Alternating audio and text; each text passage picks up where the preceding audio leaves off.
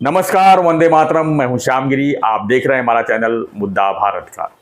मुद्दा भारत का यानी मुद्दा आपका। मुद्दा बना हुआ है महाराष्ट्र में आरक्षण को लेकर। जी हाँ, आरक्षण की, मराठा समाज के आरक्षण को लेकर जिस तरह से राज्य सरकार ने मराठा समाज के आंदोलन के लिए अपनी उत्सुकता दिखाई थी, वो सरकार के लिए ही गले की हड्डी बनती जा रही है। क्योंकि मराठा आरक्षण को ओबीसी में जो कुंभी समाज की तरफ से जो आरक्षण देना था, उसको लेके अब जो है ओबीसी समाज भी अब आंदोलन के लिए सामने आ गए हैं। और उनका साफ साफ कहना है कि मराठा आरक्षण जो है ओबीसी से, कोटे से नहीं दिया जाना चाहिए। इसी पर हम चर्चा करेंगे हमारे सहयोगी अनिल खत्री से और जानेंगे कि आरक्षण का ये आग जो है महाराष्ट्र सरकार को जो है कितना नुकसान पहुंचा सकता है। सर, क्या लगता है ये मराठा आरक्षण जो काफी पुराने से समय चला आ रहा है, लेकिन जिस तरह से अभी ये तेज फैली हुई है इसकी, तो कितना नुकसान हो सकता है सर सरकार के लिए? क्या गले की हड्डी साबित हो रही है? सर, ऐसे कि अभी ये चर्चा का विषय नहीं, चिंता का विषय हो गया। यस। अभी चिंता ये करनी है कि क्या एक 2-4 दिन के बाद हम रास्ते पे निकल सकेंगे?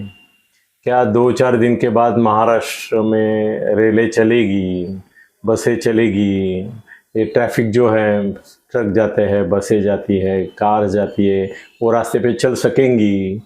या ऐसा हो जाएगा कि पूरा महाराष्ट्र जो है वो जैसे हिमयुग आता है जी और फ्रीज हो जाता है, वैसा सब पूरा महाराष्ट्र अनिश्चित काल के लिए फ्रीज हो जाएगा कि ना कोई रास्ते खुले हैं। हर एक रास्ते आज इधर, कल उधर, कल उधर, कल इस पार्टी का, कल उस जाति का, कल उस जमाती का बंद है। बड़ी परेशानी आने की तैयार उम्मीद लग रही है सर। एक समय ऐसा हुआ था कि दिल्ली में करीबन साल भर किसान बैठे थे दिल्ली को घेर के। जी। और दिल्ली का पूरा टिकैत का, राजेश टिकैत, हाँ, पूरा नाकाबंदी दिल्ली का करके रखा था। अब मेरे को आसार ऐसे दिख रहे हैं कि जो मेट्रो सिटीज है जी, उसमें मुंबई इसलिए है क्योंकि यहाँ मंत्रालय है और सरकार है, पूना है, नागपुर है, औरंगाबाद है, कोल्हापुर है, ये ऐसे जो शहर हैं उनकी या तो ओबीसी से, या तो मराठा से, या धनगर, अभी ये नए ये हो रहे, सभी को आरक्षण चाहिए। सभी के ओर से आज इनका कल उनका, या तो ये बेमुदत, अभी बेमुदत की भी ये आ गई है। ये शहर सब बंद करके रखेंगे। महाराष्ट्र की समाज व्यवस्था, अर्थव्यवस्था तो सफाचाट हो जाएगी, वो बात अलग है, मगर महाराष्ट्र की समाज व्यवस्था भी चिरमिरा जाएगी, चरमरा जाएगी। इसमें एक ही है कि अभी अगर जो झगड़ रहे हैं, जिन लोगों ने ये सोचा कि भाई अभी गणेशोत्सव है और गणपति बापा आ रहे हैं, नहीं, नवरात्र को टाइम है, गणेशोत्सव है, तो गणेशोत्सव के समय हमको कम से कम इतना ध्यान रखना चाहिए कि रास्ते बंद न हो, गांव बंद न हो, और गणपति जो विघ्न हरता है खुद, उनको सामने हम विघ्नकर्ता साबित न हो। जी। अभी ऐसा सर, और एक मुझे डर लग रहा है कि वो डर के दो पहलू है कि विखे पाटिल के ऊपर एक लड़के ने वो भंडारा बोलते हैं, हड़द होती है, वो डाल दी, उसको बोला निवेदन देना है, आ गया अंदर, किसी से उठा के डाल दी। अब इसमें ये सिद्ध हो गया कि पुलिस कोई तलाशी लेती नहीं है अंदर आने वाले की, उसके खिस्से में क्या रखा है इतना ही देखती है, चाकू नहीं है ना। और चाकू से सर ये है, हमारे चंद्रकांत दादा पाटिल जो है, उनके आंख में कैंसर है, उनके आंख में स्याही डाली थी, वो उसमें उनकी जान को खतरा था, मगर उसको छोड़ दिया गया जिसने किया अटेम्प्ट। अभी उसको नगर पालिका का शायद टिकट भी देंगे। हाँ, मतलब कौन देंगे? अपोजिशन वाले देंगे, ये तो होता है ना। जिसने विमान हाईजैक किया था उसको भी आमदार की मिली थी ना अपने देश में, हा? तो इंदिरा गांधी के समय, और इंदिरा गांधी के पक्ष ने उसको इसके बदले टिकट दिया और आमदार करके चुन के आया। मेरे ख्याल से थोड़े समय के लिए मंत्री भी बनाए, खासदार भी बनाए। तो अपने यहाँ तो ऐसे लोगों को ये रहती है। अभी जो लड़के ने विखे पाटिल के ऊपर भंडारा डाला, तो उसने इसके पहले सर विनोद तावड़े के ऊपर भी डाला था। क्या हुआ? मगर जो चीज़ अपने को मालूम होती है वो वहाँ पे जो संरक्षण करने के लिए उनके बॉडीगार्ड रखे हैं, पुलिस रखे हैं, उनको नहीं मालूम होती। इसकी हिस्ट्री है, ये हिस्ट्री शीटर है कि इसके पहले उसने विनोद तावड़े के ऊपर भी डाला था, तो थोड़ी प्रिकॉशन लेनी चाहिए, तो वो नहीं ली। सर दूसरी एक बात मुझे और बतानी है, वो सरकार को सावधान करने के लिए। सर जैसे उसने भंडारा इनके ऊपर डाला तो वो पीछे हट गए। वो भंडारा डाला, अच्छा है, वो एसिड होता तो जल जाते, और जिसके पास भंडारा आ सकता है किसी से एसिड की बाटली भी आ सकती है, तो कुछ भी डर था। मगर एक बार स्पष्ट हो गया कि ये भंडारा डाला है इन्होंने, और वो पीछे हो गए और सुरक्षित है। तो उनके बॉडीगार्ड और समर्थकों की जो रिएक्शन थी वो गलत थी। मारा उनको? सर कैसे है ना कि उसको बाजू में लिया आपने, बहुत अच्छा किया, बाजू लेना चाहिए था, बाजू में ले लिया आपने पब्लिक के सामने, कैमरा के सामने उसको मारना, लात मारना शुरू कर दिया। तब वो हुतात्मा बन गया, मतलब वो हीरो बन गया। और अपने विखे पाटिल विलन बन गए कि उनके लोगों ने इसको मारा। मैं अगर प्लानिंग करता था इसमें, तो मैं वो जो बॉडीगार्ड थे और ये थे, उनको मैं परमानेंटली सबको इंस्ट्रक्शन दे के रखता हूँ कि जब भी कोई ऐसा हो और एकदम ही गोली मार रहा है या ये नहीं कर रहा है, गोली मार रहा है तो उसको नीचे गिराओ। सर अमेरिका में भी ऐसा होता है, अगर कोई ऐसा करता है जी प्रेसिडेंट की ओर से, तो उसको नीचे ढकेल के उसका हाथ पीछे लेके खड़ी डाल देते हैं उसको। ऐसा अगर कुछ किया तो आप उसको तुरंत पकड़ो। उसने गोली डालने की कोशिश की तो तुम भी गोली का इस्तेमाल करो। मगर अगर उसने ये भंडारा डाला तो भंडारा जानलेवा नहीं है, और अभी तो दूसरा चारा भी नहीं था विखे पाटिल के सामने। भंडारा डालने के लिए इसको अरेस्ट करो, इसके ऊपर खटला दाखिल करो, ऐसा बोलने की उसकी हिम्मत नहीं है, क्योंकि धनगर समाज लाखों की संख्या में, वो बोलेंगे कि भंडारा लगाने को तेरे को ये होता है क्या? हाँ, हमारा भंडारा पवित्र है, वो डाला हम तुम्हारे ऊपर। तो मैं तो अगर मैं वो लड़का था तो मैं क्या सोचता था कि मुझे निषेध करना है ना इसका, या तो इसको भंडारा लगाना है। मैं बोलता था सर मैं भंडारा लेके आया हूँ हमारे धनगर समाज की ओर से आरक्षण के लिए, आपको शपथ देनी है मुझे, क्या मैं आपके सर पे भंडारा लगाऊं? और उसकी इंटेंशन ये नहीं थी कि भंडारा लगाना है, उसकी इंटेंशन ये थी कि अपमानित करना है, निषेध करना है। तो निषेध अगर नहीं होता तो वो ऐसा करके लगाता था, तो वो भी सामने मुंह करते थे।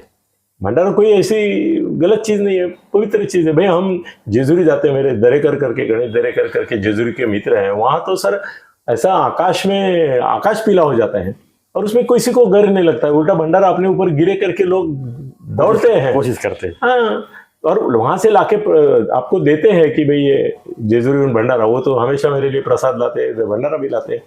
तो वो अगर बोलता था कि मैं लगाता हूँ तो लगा देते हैं, और उसको ये नहीं करना था, उसको उनको बेइज्जत करना था और निषेध करना था।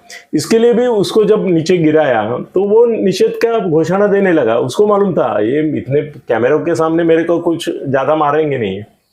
एक आदमी निकला, वो भाजपा का अध्यक्ष था वहां का, उसने उसको लात मारी, वो गलत था। मैं अगर होता तो उसको पकड़ के बाकायदा सबके सामने लेके पुलिस कोठरी में लेके जाता था कि भाई हम अरेस्ट कर रहे हैं इसको। और लोग भी बोलते थे अभी ऐसा किया है निषेध तो अरेस्ट, वो जिम जाम करते बोलता था, टीवी वाले उसको पूछते थे।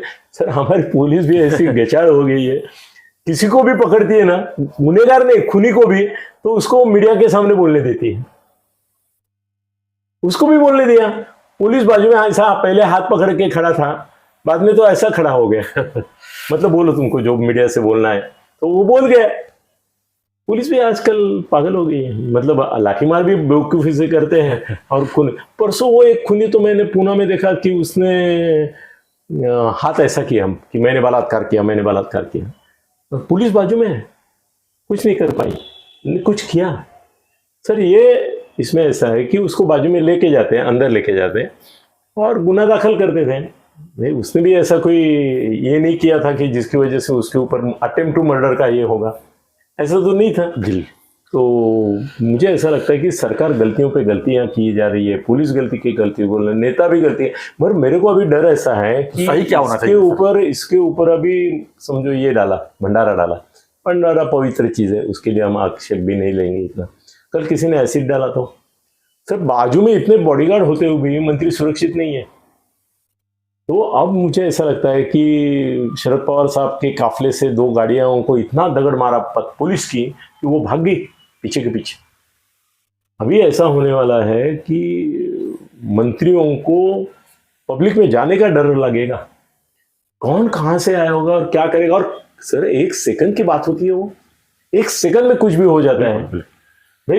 इतने मॉब में पीछे खड़ा है और गोली चलाई तो सर वो अकित को, गुनहगार को, तो मीडिया के ड्रेस में आके उन लोगों ने सबके सामने अतीक अहमद को गोलियां मार दी ना, और पुलिस पीछे पीछे ऐसे होती गई, आराम से पकड़ रही है उसको। हाँ नहीं, क्या पकड़ रही है, पकड़ ही नहीं रही है, उसको मारने दे रही है दोनों को।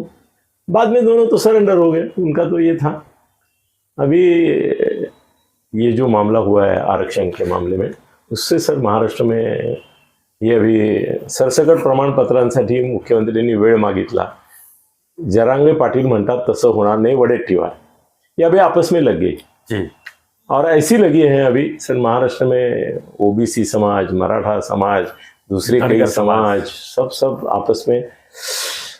सर ये बेबंदशाही करके मैंने शब्द उस दिन यूज किया था। इसमें क्या होगा सर, क्या लगता है आपको? आखिर में आरक्षण के ऊपर इतना चर्चा सर ये मैटर कोर्ट में कभी भी जाएगा अभी जी, और कोर्ट का निर्णय एक ही आएगा कि ये संभव नहीं है। आप घंटादार दुरुस्ती करके 50 के आगे ये करा लो, और 50 के आगे कितना करोगे ये बताओ। या तो सबका परसेंटेज कम कर दो, बांट दो सबको। पॉसिबल है क्या? जला देंगे सर, कुछ भी जला देंगे। कम करने की बात ही बोलो मत, अब बढ़ाने की बात करो, बढ़ाने की बात करो। ये देखो, ये अभी देखो सब एक के पीछे एक आगे है। अभी इसमें तो ये तो जल समाधि आंदोलन, अभी देखो सब अंदर गए हैं सर। देखो 200 लोग हैं और पुलिस 5 है। ये देखो 1 2 3 4 5 पुलिस, 5 पुलिस, 200 लोग अगर जल समाधि आंदोलन के लिए आए, क्या करेंगे वो?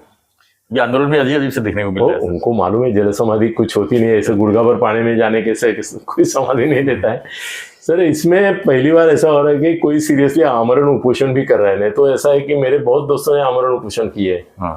तो मैंने तो अन्ना हजारे बताया कि वो पाउडर डाल के इलेक्ट्रॉल की पानी पीते थे। मगर अभी ये चमन गोटा करना, ये भी बहुत प्रॉब्लम है। देखो 10-20 लोग चमन गोटा कर रहे हैं सर। चमन गोटा करके तुम विद्रूप दिखते हो, मेरे को तो समझ में नहीं आता तुम क्यों विद्रूप दिखते हो। ये अभी अंत्य यात्रा निकाल रहे किसी की, वैसे एक उधर बुजगावण शेतात उभं असतं ते तिथे वहां पे रख दिया, तो क्या वो आदमी को क्या फर्क पड़ता है? सर इसमें विपक्ष एकदम शांत है, क्या लगता है आपको? नहीं विपक्ष शांत नहीं है सर। विपक्ष अपना फायदा देख रही है। नहीं, विपक्ष शांत नहीं है। इसके पीछे विपक्ष वाले जो हैं वो देख रहे हैं कि इसकी वजह से बीजेपी भी टूट रही है, शिवसेना शिंदेगढ़ भी टूट रहा है, राष्ट्रवादी अजितदादा पवार भी कहीं ना कहीं विपक्ष अपना फायदा देख रही है। सर फायदा उनका भी नहीं होगा कि उनमें भी टूट हो रही। कांग्रेस है ना जी, तो वडेट्टीवार जो बोल रहा है उससे पटोले कहां सहमत है? उद्धव ठाकरे तो मुंह खोल नहीं रहा है, तो इनके आपस में भी मतभेद है ही। तो इनको न्याय कौन देगा और उसका फायदा कौन इनको उठाएगा? न्याय कहाँ मिलेगा? सरकार तो न्याय देकर अपना फायदा उठाने की सोच रही थी, लेकिन कहाँ हो गया पूरा। नहीं सर, सरकार को मालूम था जी, उनका एक ही था, ये जरांगे अगर उपोषण करता भी था और ये लाठीमार नहीं होता था ना सर, कुछ नहीं होता था, कुछ नहीं होता था, कुछ नहीं होता था। ये पागल वो जो निकला दोषी, उसने जो लाठीमार किया, इसकी ये नौबत है। चिंगारी पूरा आग बन गई पूरे आग बन प्रदेश गई। में। नहीं तो ये तो ठीक है, ऐसे जरांगे पाटिल गांव-गांव में उपोषण पे बैठे जी। सर। मैं तो अभी बोलता हूँ कि महाराष्ट्र में कम से कम 1000 जरांगे निकलेंगे जो अपने अपने गांव में उपोषण, वो भी बेमुदत, वो भी अपने अपनी जाति के लिए यस करना चालू करेंगे। सरकार क्या हर एक तरफ भागेगी, हर एक को दे। अभी ये मराठा के लिए कर रहा है, ओबीसी के स्टार्ट हो गए सर, हो गया ना स्टार्ट। आज प्रेस कॉन्फ्रेंस करके उन्होंने स्टार्ट कर दिया कि ओबीसी कोटे से तो दिया। उसको क्या लिख के देंगे सरकार? हाँ, और उसके पास भी जाएंगे क्या सोने के लिए? काय बाबा ऐसा करने के लिए जाएंगे? हाँ? जैसे इसके पास गए, वो भी बोलेगा मैं ऐसा सोता हूँ, आओ मेरे पास बाजू में सो जाओ, तभी मेरा मन समाधानी होगा। सर अभी महाराष्ट्र गवर्नमेंट के वो ऑफिसर ने की हुई ये है ना सर, कैसे है ना, एक एक चीज से दुनिया बदल जाती है। अमेरिका में हाल ही में गया था मैं, एक अश्वेत